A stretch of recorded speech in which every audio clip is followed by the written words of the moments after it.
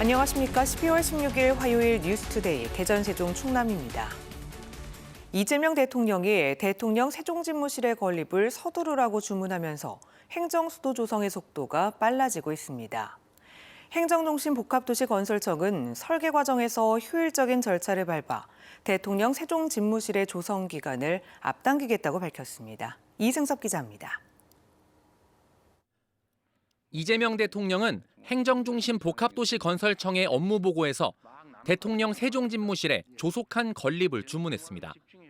대통령 세종집무실은 이 대통령의 임기 말미인 오는 2030년에 완공 예정인데 이는 너무 늦다는 겁니다. 와서 잠깐 얼굴만 보고 가는 거예요? 좀 더 서둘러야 될 것 같습니다. 조금 땡기시죠.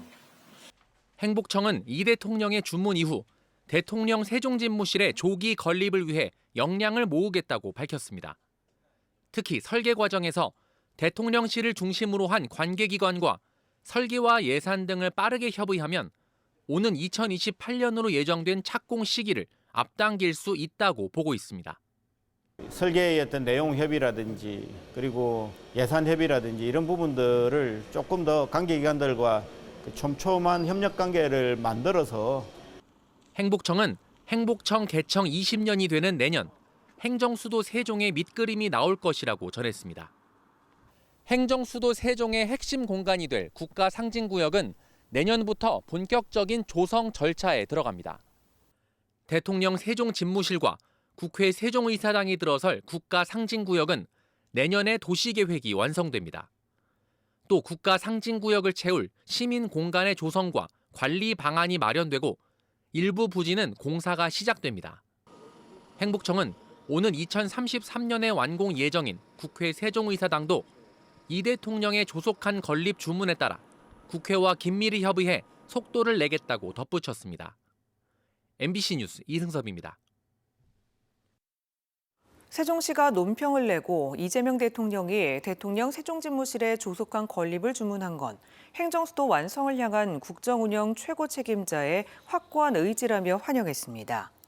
시는 행정수도 완성이라는 정치적 선언을 넘어 구체적인 실행 방안을 마련해야 할 때라며 대통령 세종집무실과 국회 세종의사당이 조속히 들어설 수 있도록 힘을 보태겠다고 밝혔습니다.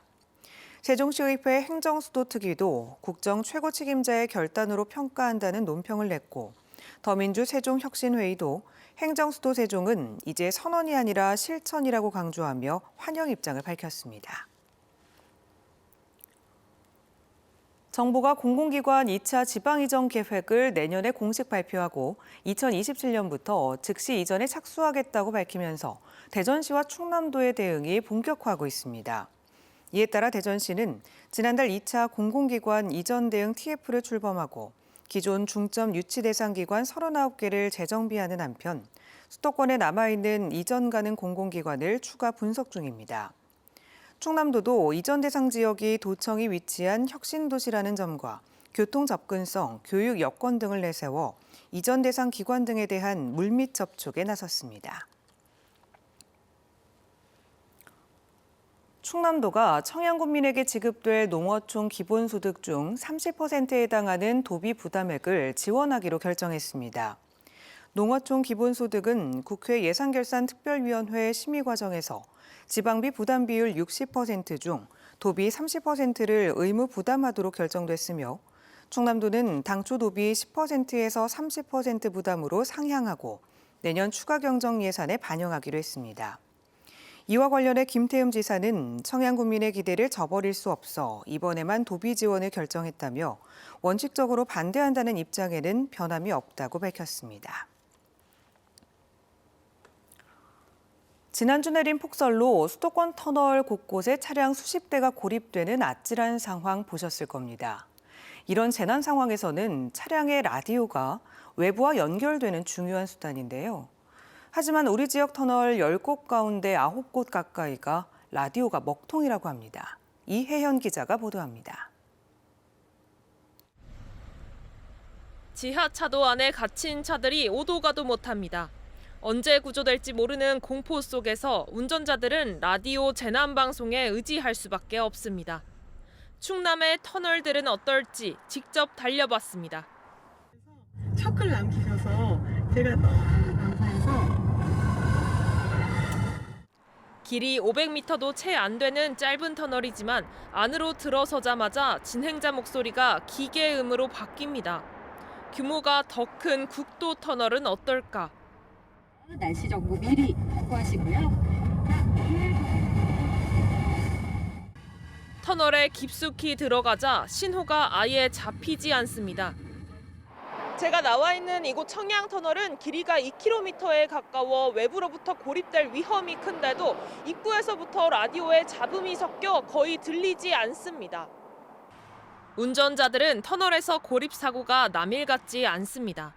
언제까지 좀 고립될 수도 있고, 저 공주 같은 경우는 이제 눈도 많이 오고 산도 많고 터널 같은 것도 많아요. 방송미디어통신위원회의 조사 결과 충남터널 148개 중에 재난방송이 들리는 곳은 고작 20곳뿐이었습니다. 90% 가까이가 먹통인 건데 전국에서 가장 열악한 수준입니다. 터널 안에서 라디오를 들으려면 중계 설비가 필요하지만 충남도는 설비를 구축하거나 노후화된 장비를 수리할 예산이 부족하다고 말합니다. 지진이나 전쟁 등 비상 상황에서 대피소로 활용되는 터널 특성상 라디오는 정보 전달을 넘어 생명을 지키는 수단입니다. 밀폐된 공간이라는 점에서 이제 앞에서 어떤 상황인지 알 수도 없을 거잖아요. 관계기관에서 재난방송을 수신할 수 있도록 노력해 주셔야 합니다. 충남도는 늦게나마 예산을 마련해 지방도 터널만큼은 중계 설비 공사를 서두르겠다는 입장입니다. MBC 뉴스 이혜현입니다. 세종시 장군면 주민들이 세종시청에서 집회를 열고 마을을 지나는 신계룡 북천안 송전선로 건설에 백지화를 촉구했습니다. 주민들은 송전선로 건설 사업이 국책사업이라는 이유로 주민 설명회 한 번 없이 진행되고 있다며 세종시와 지역 정치권이 나서 이번 사업을 막아야 한다고 주장했습니다. 지난달 16명의 사상자가 발생한 구중 추돌 사고를 낸 40대 테슬라 운전자에게 약물운전 혐의도 적용됐습니다. 대전 유성경찰서는 직접적인 사고 원인은 운전자 질병에 의한 쇼크로 보이지만 국과수 감정 결과 혈액에서 향정신성 의약품에서 검출되는 벤조디아제핀 양성 반응이 나왔다며 교통사고 처리 특례법상 치사 혐의와 함께 도로교통법상 약물운전 혐의도 적용해 검찰에 송치할 방침입니다.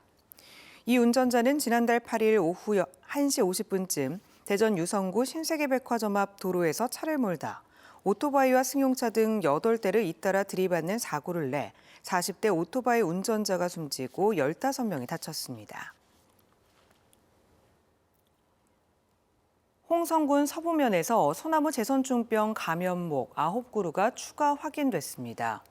홍성군은 기존 발생지에서 5km 이상 떨어진 곳에서 다시 소나무 재선충병이 발생했다며 관내 10개 읍면 3만 헥타르에서 소나무 반출이 금지된다고 밝혔습니다. 홍성군은 인접 지역의 소나무 재선충병 확산이 심각한 상황이라며 중장기적으로는 소나무 이외에 다른 나무를 심는 수종 전환을 확대해 나갈 계획이라고 덧붙였습니다. 프로야구 한화이글스의 마무리 투수 김서현 선수를 대전 MBC가 단독 인터뷰했습니다. 마치 롤러코스터 같은 한 해를 보내며 팬들을 웃고 울린 김서현 선수는 아쉬움 가득한 2025 시즌을 되돌아봤는데요. 올 시즌의 아쉬움을 발판 삼아 한층 성숙해진 기량과 정신력으로 내년 시즌의 선전을 다짐했습니다. 고병권 기자입니다. 김서현은 지난해 마무리 투수였던 주연상이 시즌 초반에 부진하자 한화의 뒷문을 책임졌습니다. 시속 155km 안팎의 빠른 공을 앞세워 정규 시즌에서 33번의 팀 승리를 지켜냈습니다. 그러나 김서현은 가을에 크게 흔들렸습니다. 초반에 그렇게 잘하다가 이제 중반 후반대에 그렇게 무너지다 보니까 이제 그렇게 큰 무대에서도 좀 흔들리고 하다 보니까 좀 많이 아쉬웠던 것 같아요. 포스트 시즌 5경기에 등판해 평균 자책점 14.73. 김서현은 정규 시즌 후반기 들어 제구력이 조금씩 흔들렸던 것이 부진의 시작이었다고 되짚었습니다. 체력적인 문제도 있을 수도 있겠지만은 볼넷을 좀 신경 쓰는 것도 있었고 이렇게 신경을 쓰다 보니까 좀 밸런스를 잃는 모습도 좀 있었어가지고 팬과 언론의 질타와 비판에 시달렸지만 이 또한 관심이 하나로 생각하며 한층 성숙해지는 계기가 됐습니다. 신경을 최대한 안 쓰고 제가 하고 싶은 야구를 다시 하면 된다라는 생각을 좀 이제 시즌 끝나고 나서 파란만장한 시즌을 보낸 김서영. 우려의 시선도 있지만 목표는 한결같습니다. 매년 한 발자국씩만 좀 나아가서 항상 좋은 성적만 보여드리고 싶은 좀 개인적인 마음이 있고 내년에도 가을 야구를 가고 싶다라는 생각이 좀 많이 드는 것 같아요. 월드 베이스볼 클래식과 아시안 게임이 열리는 내년, 김서현은 마운드 어디에서든 힘차게 공을 던질 순간을 기다리고 있습니다. 내년에는 지금처럼 이제 마지막에 흔들리는 게 아니라 1년 내내 계속 꾸준히 잘할 수 있는 모습을 많이 보여드릴 수 있도록 더 많이 노력하겠습니다. MBC 뉴스 고병권입니다. 이장호 대전시장이 소상공인과 중소기업을 대상으로 진행하는 공유재산 임대료 감면과 관련해 신속 집행을 주문했습니다. 이 시장은 어제 열린 주간 업무회의에서 정책의 실효성을 높일 수 있도록 적극 홍보하고 마감 이후 한 번에 집행하는 것이 아닌 신청 즉시 처리 지급하는 방식으로 진행할 것을 강조했습니다. 한편 시 공유재산은 1,100여 개 업체와 개인이 임대 중이며 점포의 94.7%를 소상공인 등 영세업체가 사용하고 있습니다. 대전 지역 상장기업의 시가총액이 연일 최고치를 경신하며 88조를 돌파했습니다. 대전 테크노파크에 따르면 지난달 기준 대전 상장기업 67곳의 시가총액은 88조 4천억 원으로 지난 10월에 이어 2달 연속 역대 최고치를 경신했습니다. 특히 알테오젠이 시가총액 28조 5천억 원으로 코스닥 1위를 지키고 있고 레인보우 로보틱스가 5위, 펩트론 6위 등 4개사가 코스닥 시총 10위에 포함됐습니다. 대전시 교육청이 2026학년도 초등학교 취학 예정 아동의 소재와 안전 확인 등을 위해 다음 달 5일과 6일 이틀 동안 신입생 예비 소집을 진행합니다. 내년도 취약 대상자 보호자는 예비 소집 당일 반드시 아이와 함께 취약 통지서를 제참해 배정받은 학교에 참석해야 합니다. 예비 소집에 참석하지 않거나 아동의 소재와 안전이 확인되지 않으면 가정 방문이나 경찰 수사 의뢰가 진행됩니다. 세종시의회가 어제 제102회 정례회 4차 본회의를 열어 세종시와 세종시교육청에 내년도 예산안을 포함한 8개 안건을 처리하고 올해 마지막 회기를 마쳤습니다. 시의회는 세종시 보통교부세 산정 방식을 개선하고 재정 특례 확대를 촉구하는 결의안과 신계룡 북천안 송전선로 건설 사업의 전면 재검토를 촉구하는 결의안을 통과시켰습니다. 과거 홍성과 예산군 등 일부 지자체들은 백종원 더본코리아 대표와 협업을 통해 지역축제를 개최해 성공을 거뒀는데요. 백 대표를 둘러싼 논란이 이어지면서 올해 축제는 지자체의 자체 역량만으로 치러졌는데 과연 성적은 어땠을까요? 최기훈 기자입니다. 10월 말부터 11월 초까지 나흘간 치러진 2025 홍성 글로벌 바비큐 페스티벌. 지난 2023년과 지난해는 백종원 더본코리아 대표와의 협업으로 치러졌지만 올해는 자체 기획으로 개최됐습니다. 이른바 백종원 효과 없이 치러진 축제에 흥행을 우려하는 시선이 많았지만 결과는 성공이었습니다. SK텔레콤 통신 기반 빅데이터 분석 결과 축제 순수 방문객은 사흘간 44만 5천여 명으로 총 방문객 수는 60만 명가량으로 추산됐는데 지난해보다 5만 명 늘었습니다. 그동안 지역축제 활성화에 백종원 대표가 기여한 부분이 있지만 앞으로는 외부 요인의 기대기보다는 홍성 자체의 매력과 지역성이 중심이 되는 올해 축제는 추억의 놀이동산 테마로 꾸며지고 군이 자체 디자인한 바비큐 그릴 등이 선보여 화제를 모았습니다. 특히 홍성 상설시장 행사장에 인파가 몰리는 등 쇠락해가던 골목 상권도 모처럼 활기를 띠었습니다. 일단은 이 시장이 너무 활성화돼서 좋고 그런데 이게 계속 연계성이 있었으면 좋겠어요. 그리고 이제 단시간 말고 이제 꾸준하게 해서 우리 시장이 좀 더 발전돼서 이번 홀로 서기를 계기로 지역 축제만의 차별성과 경쟁력을 키워야 한다는 목소리도 높아지고 있습니다. 김천의 김밥 축제처럼 특색 있고 차별화된 아이디어와 기획이 뒷받침돼야 지역 축제를 활성화하고 이를 통한 골목 상권 부활을 이끌어낼 수 있다는 겁니다. 지역사회와 같이 갈 수 있어야 성공할 수 있고 또 상권이 지금 굉장히 협소해지고 축소되어 있는데 지역에 있는 상권들하고 같이 코어가 되고 예산군은 올해 별도 용역 없이 자무만 받았고 금산군은 나라장터 입찰을 통해 진행하는 등 지역 축제가 다시 홀로서기에 나선 가운데 내년부터는 자체적인 경쟁력을 얼마나 확보해낼 수 있을지 진정한 시험대에 섰습니다. MBC 뉴스 최균입니다. 논산시 양촌리 체육공원 일대에서 열린 논산 양촌 곶감축제에 사흘간 13만 명이 다녀간 것으로 집계됐습니다. 시는 곶감으로 장식한 대형 크리스마스 트리 등 크리스마스와 곶감을 결합한 이색적인 콘텐츠가 젊은 층과 가족 단위 방문객의 발길을 사로잡았다고 평가했습니다.